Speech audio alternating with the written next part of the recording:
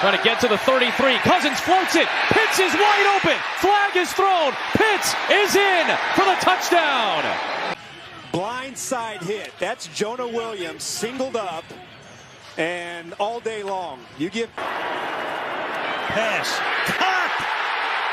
Got it. Touchdown.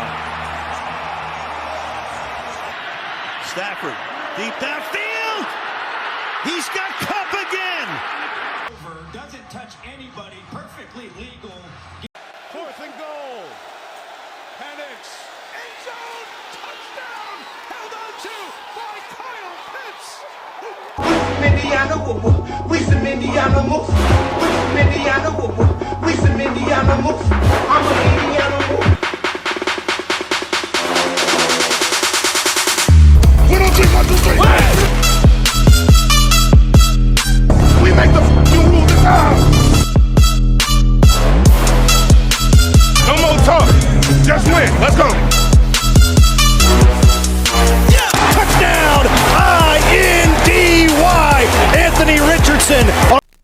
We're in that special time of the offseason where it is trade season or rumors season. So we're going to go over a few potential trades that the Colts could make this offseason and kind of see if Ballard would actually make a big impact trade. Now, before we get into that, please like and subscribe to the channel. Like the video, maybe drop a comment, and do all that good stuff. It costs you nothing, takes 2 seconds. I'd really appreciate it. Helps get the video out everywhere so everybody can watch it and I can retire or something like that. I don't know. I don't think I can retire off of YouTube, but yeah, just like the video, subscribe, all that good stuff. So we're going to talk about 3 potential players that have been linked to the Colts as far as trade rumors this offseason. And we're going to kind of see if they would be worth making a phone call or even, drafting up some trade ideas. So the first one is it's the right position, but it's the wrong player.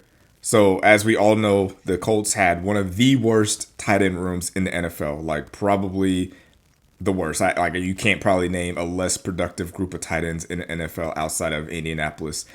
So I saw a report that people are believing, and this is all rumors, none of this is facts, it's all whatever, but they had Kyle Pitts from the Atlanta Falcons being linked to the Indianapolis Colts as a trade target this offseason. Now, for me, I know a lot of Falcons fans. I interact with a lot of Falcons fans, and because of that, I do tend to watch. The Falcons are probably the team I watch the second most, just so I can be in a loop with everybody and keep up with the conversations. They are not big on Kyle Pitts anymore. Like, whatever unicorn specimen they thought he was going to be, he is not that. He is not Brock Bowers. He is not Sam Laporta. He is not Travis Kelce. He is not Eric Kittle. He is none of these people. He's not Antonio Gates. He's not Tony Gonzalez. He was projected to be one of those freak athletes that is just too big for, your regular secondary players to cover him, but he is also too fast for linebackers to cover him. And he would just be an unguardable mismatch, and that has just not happened. Outside of his rookie season with Matt Ryan, he has been average at best, and for a top 5 pick, average at best is not good enough. Now, I will say this. Why I say this is the right position for the Colts to maybe target in free agency. In a down year for Kyle Pitts, he had more yards and touchdowns than all of our tight ends. He outgained every tight end on the Colts roster by himself. And a lot of people thought Kyle Pitts was trash. Now, last year, the previous season, the Falcons had another tight end, Jonnu Smith, who was also very productive in that offense. The next season, Jonnu Smith went to the Miami Dolphins, and he was also productive there, while Kyle Pitts his production stayed the same. His production didn't jump when Jonnu Smith left. So that kind of tells me that, all right, Jonnu Smith was good in Atlanta and in Miami, whereas Kyle Pitts was just kind of average in both seasons in Atlanta. So it just kind of tells me that Kyle Pitts is just an average tight end at best. And for the Colts to give up assets to go get a tight end that's in the last year of his contract, of his rookie deal, I lean no on that one, just because he might be more willing to like go out there and really put on a show and produce, but that might just be like, all right, I'm trying to cash out here and trying to show that I'm worth it. So it's like, do you value that one season of production and ignore the 2 or 3 seasons of mediocrity? And do you give up assets for a player that could leave in one season? Now, me, I wouldn't do it. And knowing what I know about Chris Ballard, I don't think he does that either. He loves them picks, so he's not giving it up for a 1-year rental at best. The second person, now this player has not been linked to the Colts at all, and he's not really a player that I think the Colts would even need or target, and that's Cooper Kupp. Apparently he's on his way out of Los Angeles. He hasn't really been the same since that Super Bowl season, and probably a little bit before that. And at 32 years old, he might already be washed and kind of on the decline. He's had a lot of injuries lately, and I don't see a place for him in this offense. Like, I'm not saying he's not a good player. I think if he was healthy, if you could guarantee me that he would be healthy for the entire year, he probably would be wide receiver 1. But then that pushes Michael Pittman down, it pushes Alec Pierce down, it pushes Josh Downs. It pushes Josh Downs. That's crazy. And then it puts, A.D. Mitchell's pretty much nothing at that point. Now, you probably would have to give up maybe, like if I'm the Rams and I'm trading Cooper Kupp, outside of picks, I'd want Josh Downs the most out of all the receivers that we have. He's still on his rookie deal. He's been the most productive receiver with any quarterback that we've had, and he just gets open. I feel like Sean McVay would be able to work magic with him and Puka Nacua out there. And, you got a hella accurate quarterback with Matt Stafford. So I don't see Chris Ballard giving up Josh Downs for anything. He's the most reliable receiver we got. So for a Cooper Kupp, an aging wide receiver with injury issues, I don't see Ballard doing that either. So before we get to the last player that we're going to talk about, you made it this far. If you have not liked the video at this point, what are you waiting for? Just like the video. Hit the like button right now. I'm talking to you. Make sure you like the video and subscribe and drop a comment. All that stuff. This is a threat. Not a threat, a warning. But it could be a threat. Just do it. All right. So the last player we're going to talk about, Myles Garrett from the Cleveland Browns. Now, Myles Garrett is one of those players that when you find out he's available, every GM in the NFL calls a meeting. Every single one of them. There isn't a single GM that's worth his weight in salt that says, we're not interested. Everybody should be interested in Myles Garrett. Myles Garrett has been one of the best defensive players in the NFL since year 1. Like year 1, he had 7 sacks. After that, it's been double-digit sacks every year since then. He is a top-tier defensive player, impact player, makes plays, forces fumbles, sacks, pressures, run stop. Looks like a freaking superhero, like built like a ton of bricks.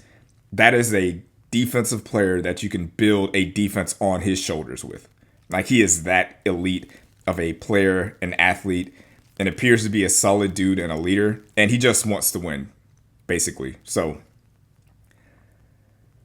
if I'm the Colts, my main concern would be keeping him out of the AFC South.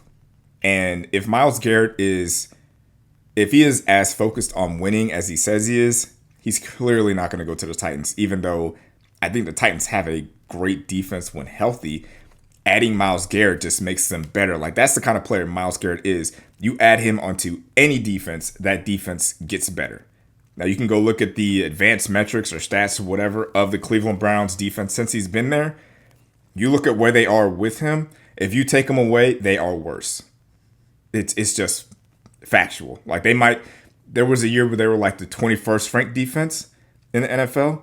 You take Myles Garrett off of that defense, they're probably the 30th ranked defense or last. Like Myles Garrett is a game wrecker. He could wreck your game plan single-handedly. So that's the kind of player that you want to have or keep from your division rival. So obviously if he wants to win, he's not going to the Titans. Depending on what you think about the Jags, I don't foresee him going to the Jags. I wouldn't think the Jags would try to trade him with their They got a new GM and a new coach. I don't know if trading for an older veteran player like that is something they'd want to do. The Texans would be an interesting choice because they have Will Anderson and they signed a free agent defensive end that the Colts were actually linked to, but the Colts couldn't close the deal. I'm drawing a blank on his name. If you know his name, just drop it in the comments. But they were linked to him also. Now, the Texans have two great defensive ends and pass rushers. They should also be calling about Myles Garrett too. Like, you could never have too many Myles Garretts. Like, it's like the story where I think it was Bobby Knight said it, where the Rockets had the number 1 pick in the NBA draft in the same draft that Jordan was in. And the Rockets told Bobby Knight, or the GM was like, yeah, we're not looking at Michael Jordan. We need a center. We're looking for a center. And they ended up drafting Hakeem Olajuwon. And Bobby Knight reportedly said, put Michael Jordan at center then. Like, if you already have two good defensive ends, put Myles Garrett at defensive tackle. Put him at the other defensive tackle. Put him something, like, you will find a place for him. It doesn't matter what you have. You can find a place for a player like that. So, now, we can talk about what it would take to get him. I believe he has 2 or 3 years left on his deal, so it's not a rental. He's also still a very great player. Like, even, I was looking, like, for this video, doing a little bit of research on him. The last 3 years, he's had 14 sacks. This past season, DeForest Buckner and Quidpe, our top 2 defensive pass rushers, had 14.5 sacks combined. Like, the level of production that he has. Like, and everybody knows we got to stop Myles Garrett. Like, that's the guy we got to stop, and he's still being productive. Like, that's the kind of game-changing player that resets a franchise or just reinvigorates a team and changes an entire side of the ball. The only weird thing about this is he only has 1 Defensive Player of the Year award. Like, how is that possible? Like, I know, like, TJ Watt has a couple. I think maybe Nick Bosa might have got one or something. But, like, Myles Garrett, to me, has been the best defensive player, like, of the last decade, probably, at least from a defensive line standpoint. Now, for the Colts, are we in a position, and would it make sense for us to trade for him? In a vacuum, it does make sense to trade for him because he just makes your defense better. Like, no matter what kind of scheme you run, no matter who's on the team, who's next to him, he just makes your team better. So yes, it makes sense for the Colts to make a call and see what they can get, see if they can get him. Now, what would the Colts be willing to give up is the more interesting question. Like, what do the Browns want? What are the Browns looking for as far as, like, in return? And do we have enough? And would we be willing to give up the stuff that we have to get him? Because it's you can't trade. You know, we can't just be like, all right, well, we'll give you Dalton Tucker and a 3rd round pick, and you send us Myles Garrett. It's not going to be that. We'll send you Trey Sermon also and Ashton Dulling, and you send us Myles Garrett, and we'll throw in a 7th round pick. How about that? Like, teams aren't going for that. So if I'm the Browns, I want as many 1st round picks as I can get. Like, however many I can get out of you, that's how many I want. Whether it be 2, I think the max is like 4 1st round picks that you can trade at one time. I'm at least getting 2. I at least want 2 1st round picks. And I also want another probably 3rd or 4th. Toss one of those bad boys in there. And I want I want a great player back. One of your best players. Like, I want this trade to hurt. And I'm trying to think of which players would hurt us to lose in a trade like this. And the one that keeps coming to mind as I talk this out on the offensive side is Quentin Nelson. Like, the Browns have the number 2 overall pick and most likely are going to be drafting a quarterback. And Quentin Nelson is still a top 5 at minimum guard in the NFL. And putting that in front of a rookie quarterback is something that I would want. Like, give me Quentin Nelson. Quentin Nelson would be at the top of my list. I think asking for Jonathan Taylor back would be a little too much. I don't think the Colts would. I think that might be a little greedy when you consider the picks involved in that. So I want 2 1st round picks, a 3rd round pick, Quentin Nelson, and another mid-tier guy. And I don't want anybody from y'all's defense. Unless you're going to give me Latu. Like, I don't want anybody on that defense. I don't want Kenny Moore. I don't want Nick Cross. I don't want none of those guys. Latu or nothing. So I don't think we'd get that. So I would try to sneak Alec Pierce. He's in the last year of his deal. Like I said, you got a young quarterback coming in. A reliable deep threat could help that quarterback. So if I'm the Browns and the Colts come calling for Myles Garrett, I want Quentin Nelson, Alec Pierce, 2 first-round picks, and a 3rd-round pick. I think that's a fairly reasonable trade. I just don't think the Colts would do it. I just don't. I don't want to live in a world where Quentin Nelson is wearing a uniform for another team. Like, I never want to see that happen. So if I'm the Colts, I think I still say no just because of the timeline. I think Myles Garrett is in a win now mode and wants to be on a contender. And as much as I'd love to say it and believe it, the Colts are not a contending team right now. And Chris Ballard even said it. We're not close. We're not close to competing for the playoffs, the division, a Super Bowl, nothing. We're just not close at all, especially going 7-10 or 8-9 or whatever we went last year. We're just not close. Adding Myles Garrett does make our team better, but does he take us over the top to be a contending team? And I don't see that. If I had to go off at the top of my head, if Myles Garrett wanted to go to a contender, I would look at the Commanders, the Rams, maybe the Packers. But I would go to the NFC. If I'm Myles Garrett, I want to go to the NFC. But if we're really being honest, if Myles Garrett wants to win, if that's his main concern, he'll just go to the Chiefs. Like, that's the smartest thing to do because that's what they do. They play for championships.